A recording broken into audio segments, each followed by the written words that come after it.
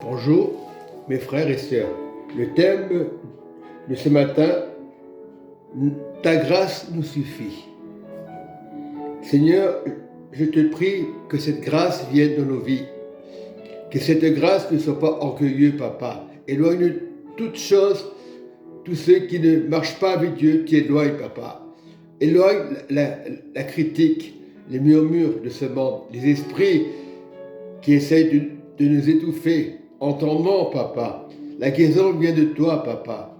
Combien de fois nous posons la question, enfant de Dieu, on pourrait dire chrétien, né de nouveau. C'est pas le fait de naître de nouveau que les choses ont changé. C'est par grâce que nous sommes libérés de l'orgueil. C'est en nom de Jésus. Combien de fois nous crions le nom de Jésus? Rien n'est compliqué. C'est par grâce que nous sommes sauvés.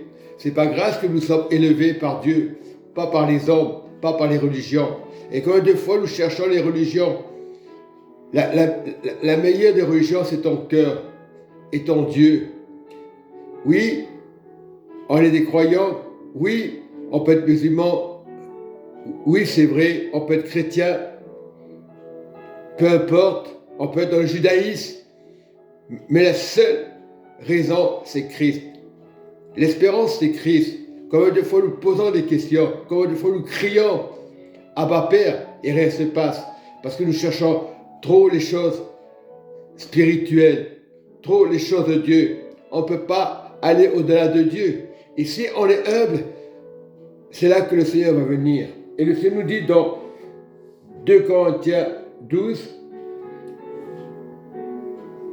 verset 9, le Seigneur parle à Paul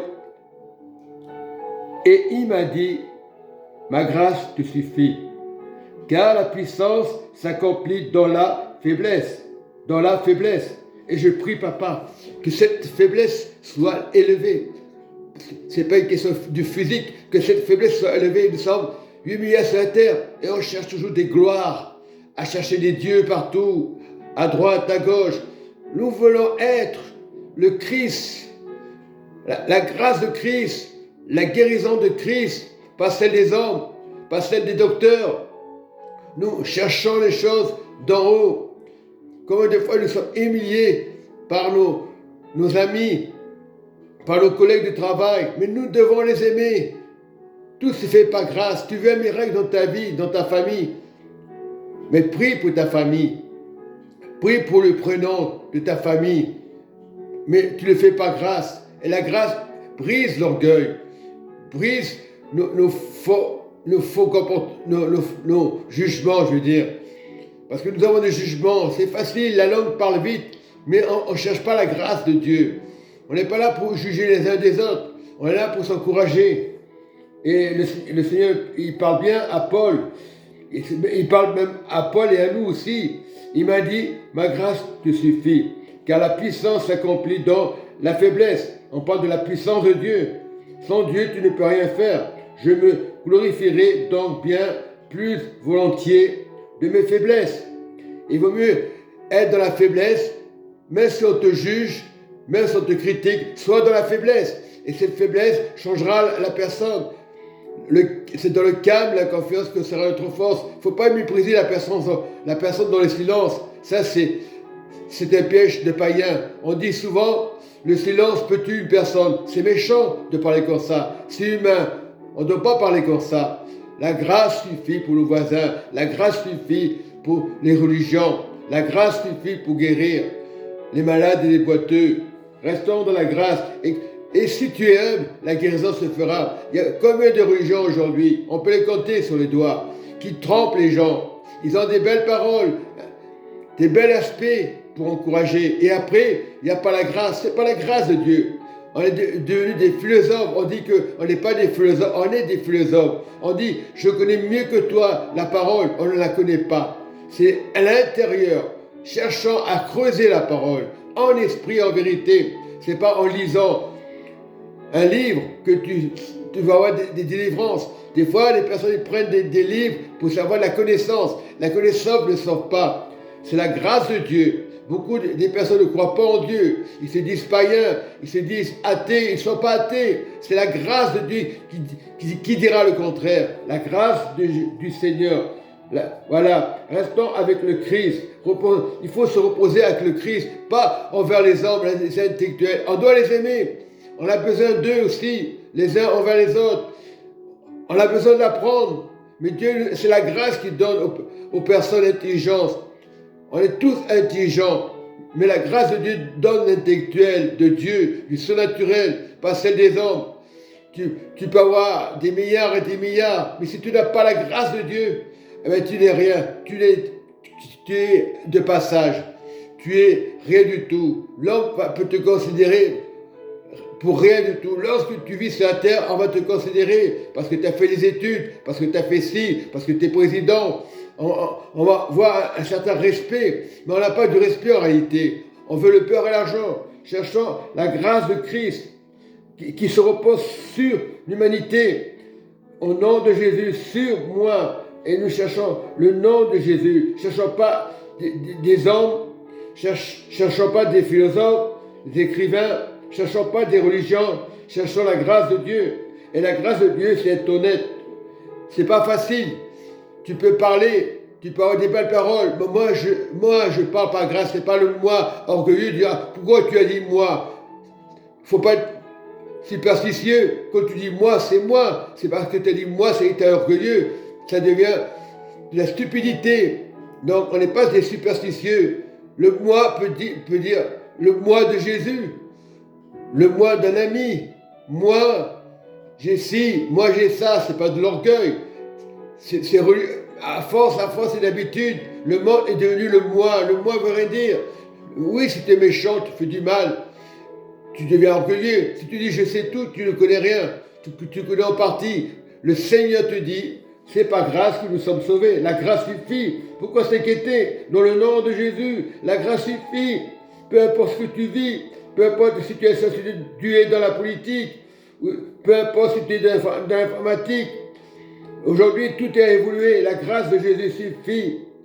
Oui, l'apôtre Paul dira, c'est pourquoi je me plais dans les faiblesses. Paul avait compris, dans les faiblesses. Plus tu es faible, plus tu es fort. On va te critiquer, à lui il est faible. Non, tu n'es pas faible, tu es intelligent. Il ne faut pas répondre à toutes sortes de personnes qui vont te pousser à la colère. Il ne faut pas écouter. Écoute ton cœur. S'il n'y a pas la grâce de Dieu, les gens ils peuvent parler, donner des conseils, ils peuvent aider. S'il n'y a pas la grâce, ça ne sert à rien. On doit aider les gens. On est des bénévoles. Peu importe ce qu'on fait. Pour les SDF, nous devons être libérés, pas s'inquiéter, dans la faiblesse, se mettre à la place des autres, dans la rue, les plus faibles. Et lorsqu'on est faible, la situation se passera bien. Beaucoup veulent conseiller, beaucoup te couperont la parole en disant arrête de parler parce qu'ils ne veulent pas entendre la vérité. Et la grâce suffit. Voilà. Et dans le verset 10, c'est pourquoi je me plais dans la faiblesse, dans les outrages, dans la calamité, dans les persécutions, dans la détresse pour Christ, car quand je suis faible, c'est alors que je suis fort. Pour Christ, il faut être faible pour recevoir le royaume de Dieu. Ce n'est pas les religions qui vont changer ta vie. Tu peux dire être musulman, tu peux être Jéhovah, tu peux avoir des tas de bagages, tu peux faire des études, tu partiras un jour. Non, c'est dans la faiblesse que les choses se réalisent dans ta vie, se réalisent autour de toi, ou tous tes voisins qui sont peut-être têtus, ou tous tes collègues de travail.